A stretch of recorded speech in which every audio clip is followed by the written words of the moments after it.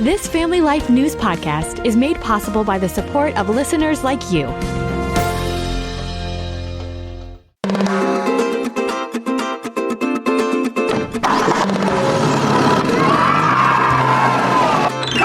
Creating a popular museum in downtown Rochester? Why, it was child's play.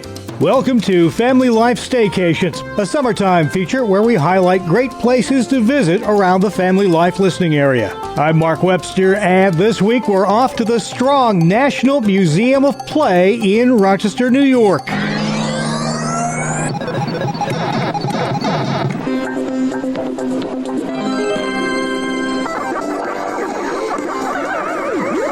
Their sounds so familiar to people the world over, and the Strong National Museum of Play is chock full of them, along with hundreds of other toys and games that meet humanity's innate need to just have fun.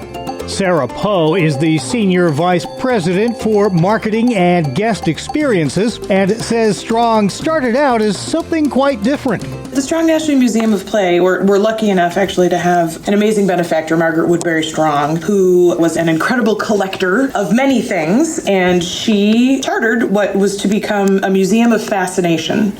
It was to house her collection, and pretty quickly we learned that a museum with a bunch of collector things wasn't necessarily gonna be the big draw that we needed it to be. So we've gone through multiple iterations. Now we do have a very important mission that is all surrounded by play. We are technically chartered actually as a history museum. Sometimes people think we're chartered as a children's museum, but because we are so highly interactive and because play inherently leads us towards children, it's a logical conclusion, but we are actually chartered as a history museum. Okay, so who had the brainchild to do the whole play concept? The play concept was really a combination of people. Our previous CEO, Raleigh Adams, and our leadership team at the time really took the museum to a place in 1982 when we originally opened to where we are today. Our most recent expansion is our third expansion, potentially our largest. It includes a very large parking garage. It includes an additional 90,000 square feet of admissions and 2 large exhibits. And it includes some additional collection storage for the museum as well, and is now part of what is called the Neighborhood of Play. The Neighborhood of Play is a combination of 3 really vested entrepreneurs who wanted to make sure that downtown Rochester continued to be vibrant and accessible. And so it is the Strong National Museum of Play. It is Indus Hospitality, which owns a Hampton Inn that is right across the street from us, and Konar Properties, which is apartments, condos, that are also in the Neighborhood of Play. And we're just thrilled to be able to offer such a safe, welcoming environment for families. Whoever came up with the idea, they hit the jackpot. It's called the National Museum of Play, and it really has become a national thing. It's got a reputation well beyond Rochester now. It does, thank you. We think so as well, but we get visitors every year from all 50 states and all 6 continents.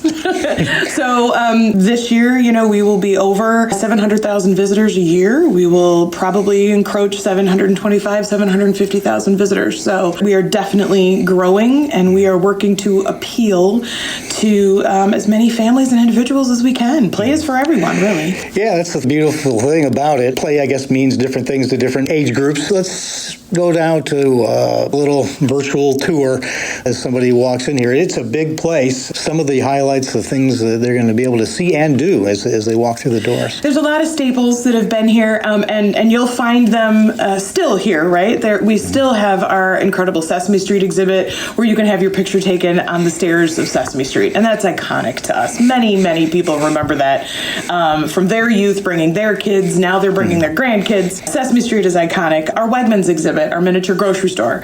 I can't tell you the number of times I hear people say that that's their favorite exhibit in the museum. It is still here. Wegmans fame is also spread well beyond Rochester. It sure is. It is still here and still running strong. We have a new home with with our newest expansion for our World Video Game Hall of Fame. We also are home to the World Video Game Hall of Fame. And our exhibit High Score showcases that in a really special way. So being able to see the previous inductees and play most of them is a highlight for a lot of folks. Wildlife and animal play is another element that you'll be able to see here in the Butterfly Garden.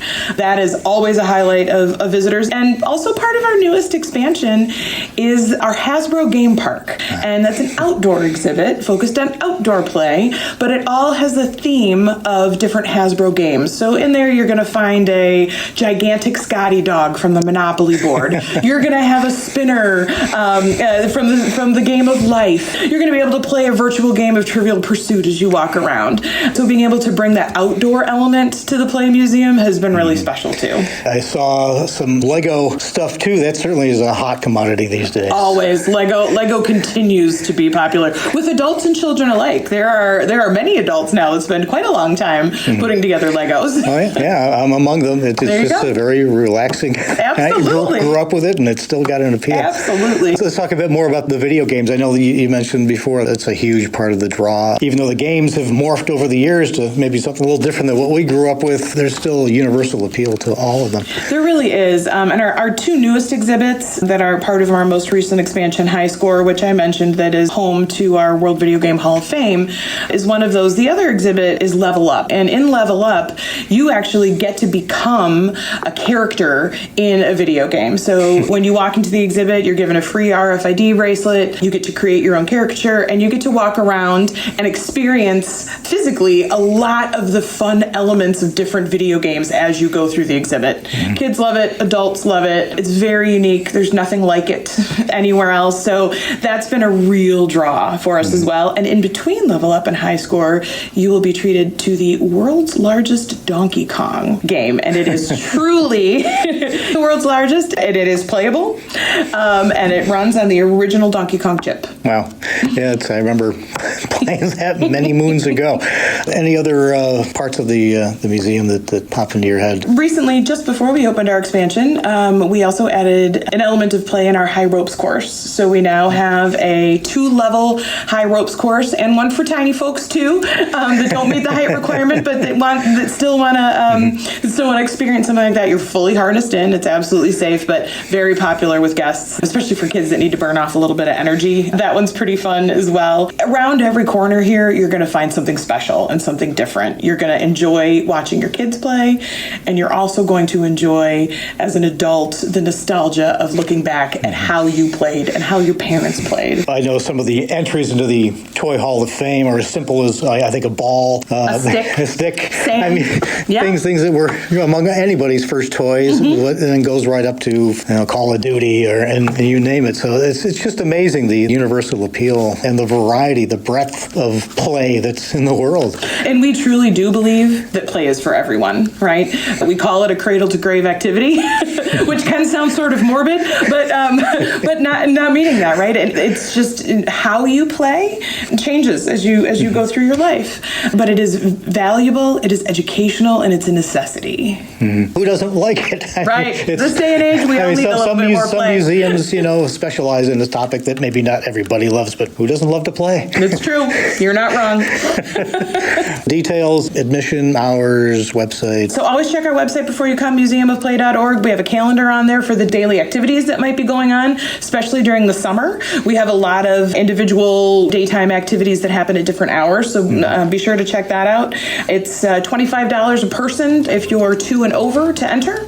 So you can also think about a family membership if you're planning on coming more than once. Those are only $1.99. So make sure you check the website. I would recommend, though, before you come. We are open 7 days a week. We are open 10 to 5, with the exception of Friday and Saturday, where we're open till 8.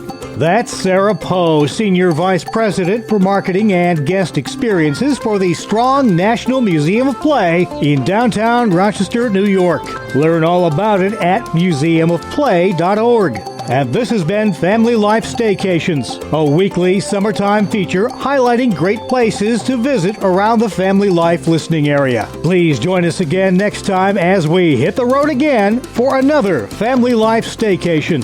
Come on! Thank you for listening to this Family Life News podcast. If you've been encouraged by what you've heard, please share it with others and click the subscribe button to automatically receive future episodes. Family Life is a listener-supported ministry. Podcasts like this are made possible by your financial partnership. Find out more at familylife.org.